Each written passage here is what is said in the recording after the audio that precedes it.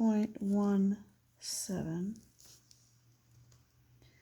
And then the cool thing is, on the little blue calculators, they actually have a square root key. Kind of looks like that. If I push the square root key, it'll tell me what number is the square root of this thing.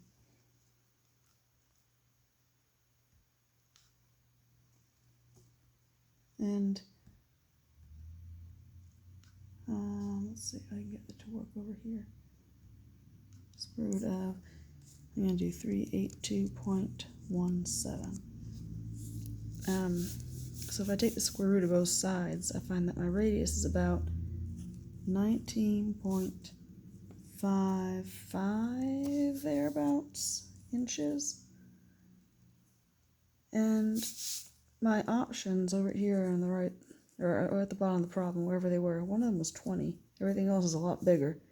That's very close to 20. So I picked that one. The other option, the really cool thing, if you're given A, B, C, D to test, I could say, well, let me try 20. Let me just see what happens. I plug 20 in up here. What number do I get?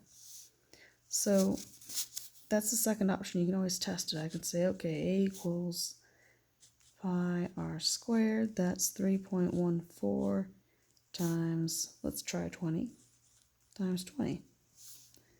3.14 times 20 times 20 is 1,256. Okay.